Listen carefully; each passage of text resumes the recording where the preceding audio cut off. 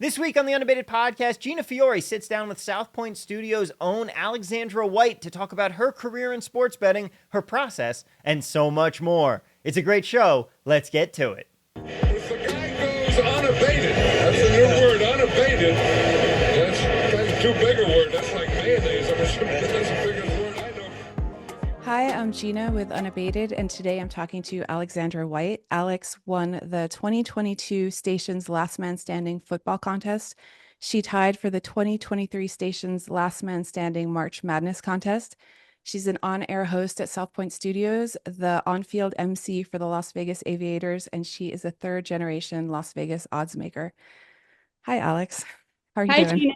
Good. Thank Hi. you. Thank you so much for having me on. Yeah, for sure. That was a lot. You've done a lot of things. Congratulations. I appreciate it. It's been a lot of fun these last few years, especially with those contests. I mean, it really made the football season and then the basketball season very exciting, to say the least. Yeah. How many entries were in the football one, 2022? Do you know? Oh my gosh. I don't remember off the top of my head. I would have to look it up. And I just did I think for the football one. So I do know the exact number for that one, Mm. but I mean, it was a lot. It wasn't it was thousands. so I won college football, which was 3,000 entries, and Mhm. NFL gets about 6,000 entries every year. Mhm. And then I want to say basketball was probably about half of the college football, Yeah. probably about 1,500, maybe 2,000. That's amazing. Congratulations. I read in an article about you that you were, tell me if I'm wrong, you create your own power rankings and that's what you were going off of for the whole, at least for the football one. Is that true? Is That that how you is did? true. Yeah. So my grandpa actually moved here from New Jersey and was a sports bettor. He kind of started the player power rating. So people have power ratings for teams, and he power rates each player on the team to give them a number. Mhm. And then he passed that down to my dad. My dad did it for years. He was actually an odds maker for the Las Vegas line for years. And Mhm. he ran a company that sent out the line to most of the casinos. Then he sold that company, and now he is on the other side too. Kenny White, professional sports bettor. And now he has passed that down to me. So it's a lot of fun because I mean, I do have a little bit of an advantage because my grandpa still makes power ratings. My dad, Really? I get to see both of theirs. We all adjust after each week, and then I really just see, okay, they like that side. I like that side. It's got to be some value there with that certain team. So when your grandfather was making power rankings for players, that was kind of revolutionary. I'm guessing this was what, the 60s? Yes. Yeah. Yeah. It was, I really want to say he was one of the first to do that. Yeah. So I see you on South Point Studios this summer breaking down baseball games and then you're winning football contests and basketball contests. What it's hard to be sharp in every sport, obviously. I think most bettors realize that. Like, what is your strongest sport?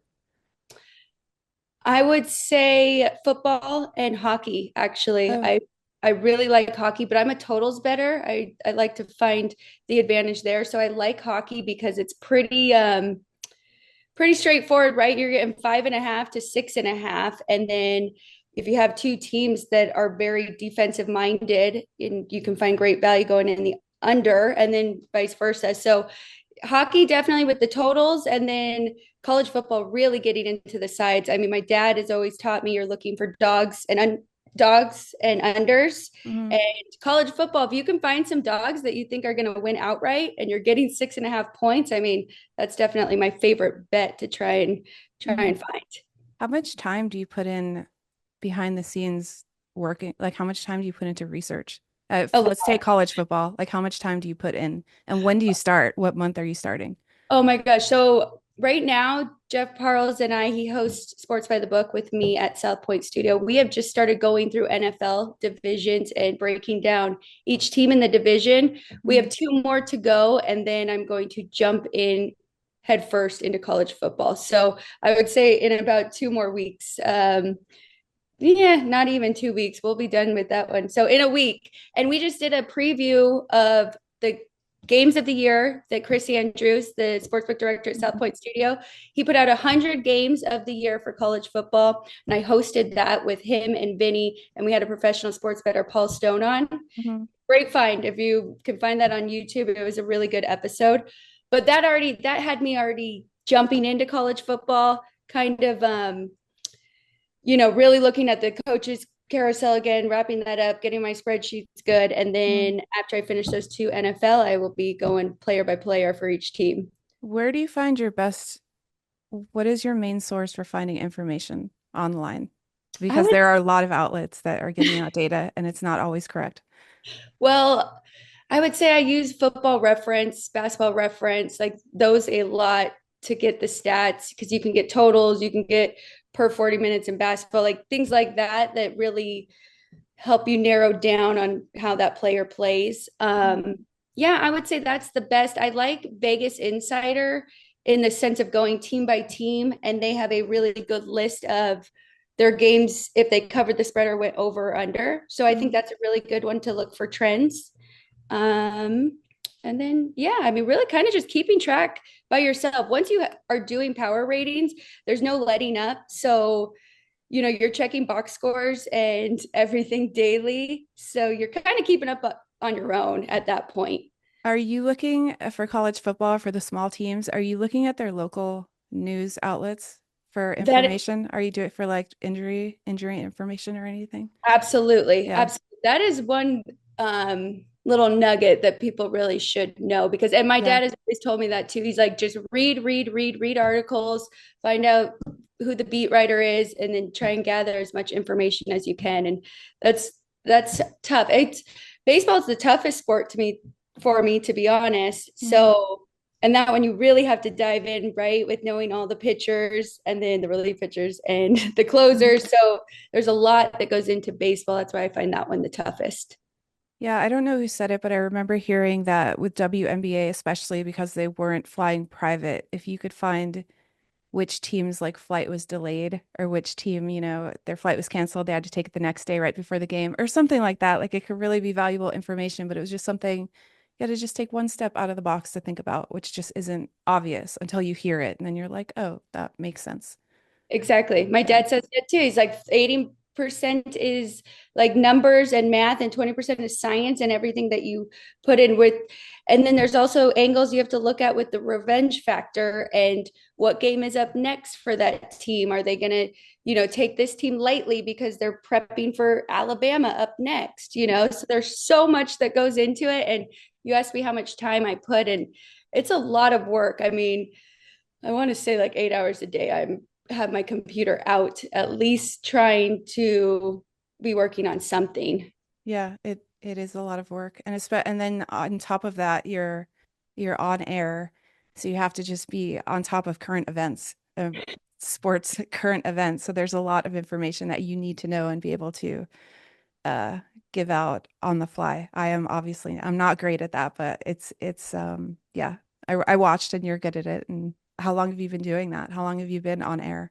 I really appreciate that. So last year at South Point Studio, I started hosting 5 days a week, co-hosting. Oh, wow. Usually number 2 with Jeff leading. And that was my first time doing like full hour long shows. But I've had a lot of experience being on TV or on air. So about 10 years ago, I got the sideline reporting job for our high school football teams.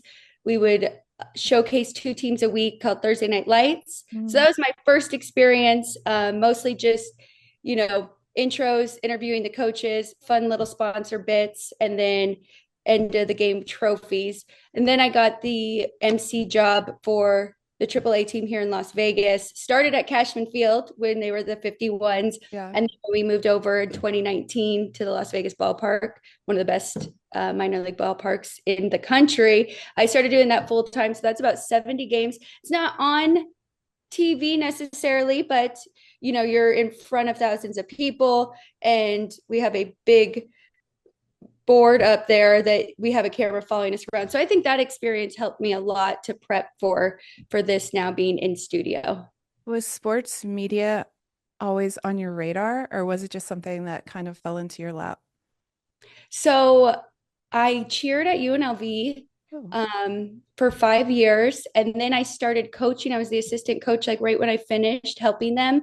And then I really got to thinking, what is next, right? You can't really coach an NFL team. They're more dance. And I knew I wanted to be involved in sports though. So I Mhm. went back to school for communication media studies at UNLV while I was coaching to get a master's in that so I could pursue sports media. Then I was working with my dad behind the scenes and helping him with a lot of his spreadsheets and, gathering all the information, grabbing the articles, figuring out this stuff for his betting angles. And then I helped him make his college football book. And from there, it was like, yeah, I really want to do the sports betting side of this Mhm. sports media. So everything kind of just fell into place. I'm very happy with where I am right now. Yeah, you're doing a lot. Just to jump back real quick, your grandfather, is he using pen and paper? Is he using pencil and paper? I'm gonna be honest. Yes, he Yes. is. That's Yes, awesome. I think that's awesome. Yeah. yes. How old is he? Oh my gosh. He's got to be 80 something. That's amazing. Yeah, good for him. Good for Still him. very sharp. And yeah, in it, we still trust his numbers just as much as anybody else's, if not more, to be honest. It was funny. I even was before the Super Bowl, I broke out his sheets because his pen and paper, the Mhm. Niners and the Chiefs, and was looking at all of his player power ratings. And there was people that weren't supposed to start that were now on the starting roster that he had rated higher than the coaches had on their original starting roster. Of course, there could have been injuries or other Mhm. things, but I did think it was pretty amazing. I'm like, oh wow, he already kind of knew that player should have been in the starting. How old were you when you understood what your dad did? Like how old were you when you got it? You could tell someone, what does your dad do? And you could explain it.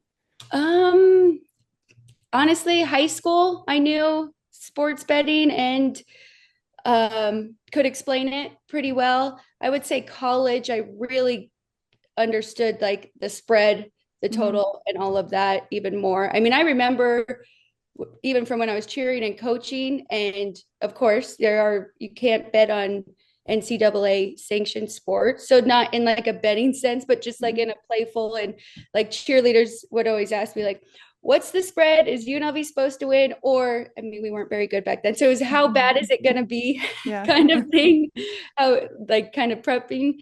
And so, yeah, I knew then I'm like, well, the other team's supposed to win by 13 points. So Yeah. we'll see how it goes if we can keep it close. So you grew up in Vegas, and so casinos are are normalized for you. Did your dad or your grandfather give you advice about like staying out of the pit or like don't gamble? Like sports betting is one thing, it's a skill game. Don't go play craps, don't go play blackjack. Did you get that? That's a great question. Yes, definitely, because I remember them almost saying like that there's advantages to those games as well. And if you couldn't really count the cards, then you didn't really have an advantage. And I'm curious of your thoughts on that. But I mean, right when I turned 21, I remember playing blackjack with my dad for fun though. And Mhm. like I've known how to play cards since I was little too. I've been Mhm. playing poker, yeah, poker, but more like spades and hearts and all of Yeah. those kind of card games. Because I guess that's just what we've done in this Yeah. family. But other than that, the casinos and kind of staying out of it, they didn't go to the casinos much. I remember stopping in, and I remember Westgate. He would drive there a lot because that Mhm. was one of the top books for a while. But him and my mom always kind of had that conversation and with us. And so, yeah, I The mean, the conversation was had. That's yeah, now that we're having this conversation, I think with the explosion of sports betting in the country, that's a conversation that parents should be having with their kids. Like that should kind of be like a sex talk at this point. Like, hey, this is what's available to you. These apps or these outlets for gambling, don't do it. I don't think it's probably a conversation that's being had, but it's probably important. Yeah. I think that is a fantastic point, especially with player props, because I'm sure that that is probably the most intriguing thing that young kids want to do. Like they have a favorite player and they Hmm. look at this prop and they're like, they're definitely going over this. And that's not always the case because the bookmakers are so good, right? And unders are more profitable. So I think you're right. I think that is a good topic that people should have. My dad was always great about that too. And I've learned from a young age of Mhm. having my unit size, sticking with that unit size, never chasing. Like if you have a bad day, you aren't doubling up the next day on the plays that you like. You're just staying Mhm. consistent. And it's definitely worked out. Sorry, we're jumping around, but going back to South Point Studios and the shows you do, are you giving out your own picks on the show? Like your own, the ones that you originate? Is that what you're doing? Yeah, Are you, yes, at least a few a day. I mean, baseball's a little bit tougher. I try and just find like two or three that I really like. Mhm. Um, but yeah, last year, I mean, Saturdays and Sundays, Jeff and I will go through the entire college card, and I was giving out everything that I had bet, and I love round robins, so had a few really good Saturdays of tying those together. Yeah. So you can look for that That from that was my question. That was my question. Do you bet your picks? Because that's a point of contention with a lot of people and sports media hosts that they're just giving out picks and they're not betting them. But you bet what you give out. absolutely. Yeah, Yes. that's respect. Respect. I know that Bet Bash is coming up in August downtown and you're on a panel. What is that? What is the panel and like what are you guys going to be talking about? So this is actually my first year even going to Bet Bash, so it's going to be very new to me, but it will just be a panel kind of where people can learn, right? And I know that they've had panels with men going over their sports betting strategies and this and Mhm. that. So now we have a full female panel. We're also going to have the person in charge giving us the questions is a woman as well who has been in sports betting. She knows my dad very well. So she was at the Stardust and the older casinos back in the day. So it'll Mhm. be a lot of fun. But yeah, we're just going to go through kind of like I am with you, journey to get here. Probably the thing we like betting on the most, a little topic on futures, and Yeah. then some contest talk too. Do you get I mean it's an all-female panel, so I guess you're focusing on being a female in a male-dominated industry and I am a female in a male-dominated industry and I've been for, 25 years or so. But I'm good at my job. I'm really good at my job. So once you're good at your job, I feel like the whole are you a female or not, it went out the window. I don't feel judged about it. Are you at that point where it's kind of like I'm here and it's not a thing, or are people still I guess focusing on that? A little bit of both, I would say. I think we still have a long way to go in sports betting and people really trusting females putting in the work that it takes to make good picks, even though there's plenty of men out there that just go off a feel and the eye test and bet like that. And that's okay. I mean, if that's your strategy, but I think a lot of men and people in the industry just assume that girls are doing that as well. So that part, trying to, prove that we are just as invested as men are. But on Mhm. the flip side, kind of like you're saying, when I did win that contest, some people kind of joked with me like it should be the last woman standing. And I'm like, wait, no, no. There last man is fine because there was a lot of men in this contest. Yeah.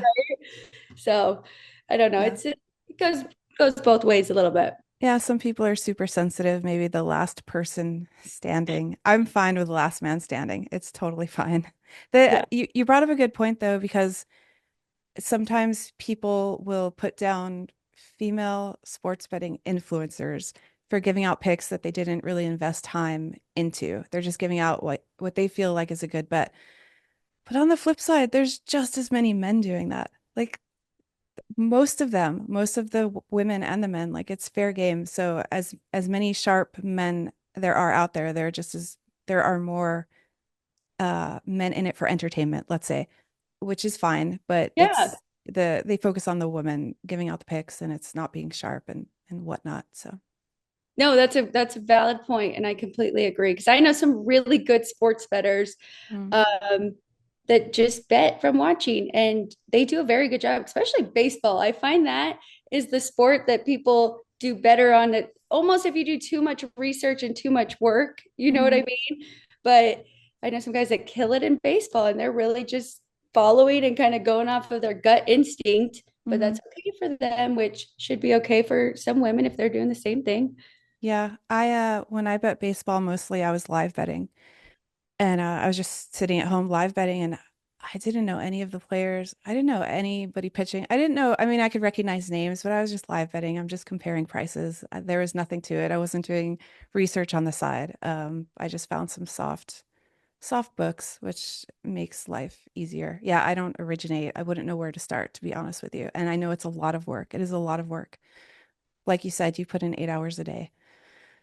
Circling back to Bet Bash, I know that you're doing a panel on Friday, August 9th, in the morning at Circa, but you're not sure what time the panel will be. What should people expect, or what can people expect to get out of that panel?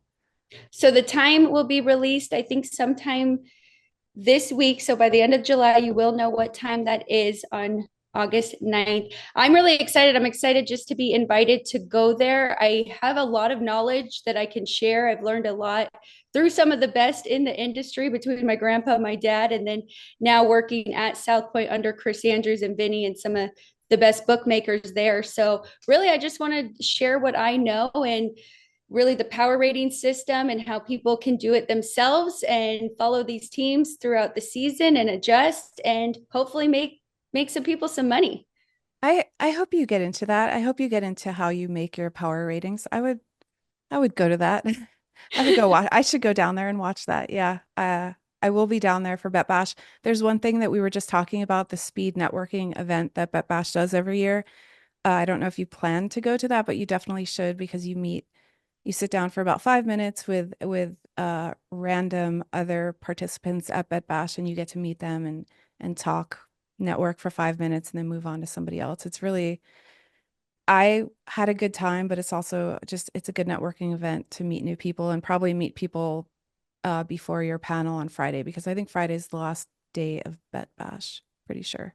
Yes, it is. I think that's a great idea. And I'm not going to pretend like I'm an expert yet, right? I'm still fairly new into this. I mean, I have a great following to learn from, but I still want to learn every day. So meeting people there, I think that's a great opportunity too. Jimmy Vaccaro actually just told me, he said, I think you're doing a really good job because you're really good at listening and not just talking like you know everything. And he said that's how I really modeled my career and did the whole sports betting thing for years. I Hmm. would just listen and take in what everybody else has to say. So yeah, I will probably be there. Yeah, I'm a big fan of just asking questions even when they sound stupid. Like I just don't care. If I don't understand something, I'm just going to ask you and you can think whatever you want because going back to the beginning, there's just so much to know. There's just so Mhm. much to know. It's not easy to win money betting sports. Like it's just not. No, it's not. And you know what? Sometimes you even ask the same question months down the road. You're like, I know I've asked you this, but there's so much that goes into it. Can you remind me again what this is? Yeah. And I think that's okay. I mean, it takes time like anything if you're going to be great at it and Yeah. expert. And you're not only betting, but you're talking about it on air. So again, you really need to be knowledgeable. So congratulations with everything you've done. I'm super impressed with you. Gina, thank you so You're much. welcome. I'm I I'm hope I looking see you forward to downtown. Yeah. yes, yes. I'm Yeah. looking forward to meeting you in person and diving into your story because I think yours is super interesting and you being on the other side and betting and with cards because I think that is really hard. So the fact that you Yeah. found a way to make Yeah. a living off of that for so long. All right. Thank you. Yeah, we could talk about it when I'm downtown at Bet Bash. Yes, I look forward to Okay. it. All right. Thank you. And thank you so much to Alexandra for stopping by to talk with us today. And thank you for being a loyal listener. You know the drill. If you haven't left us a 5-star rating and a review on the pod, please take the time to do so. It really does help us with boosting that old algorithm. And if you like the show, tell your friends, get them to subscribe and listen as well. If you don't like us, no big deal. Tell your enemies, trick them to listening to us instead. And as always, make sure you check out unabated.com and all of the awesome tools that we have there if you want to get yourself set up with a one-on-one demo, most likely with myself personally, walking you through how to use all of our fantastic tools and get yourself a nice free 5-day trial along with it. Make sure you use the link in the description of this video. Sign up for your trial, get yourself scheduled today, and I look forward to talking with you real soon. But for now, that's going to do it for us. Jack and I will be back next week. And in the meantime, best of luck, and let's cash some tickets. We'll see you next episode, everybody.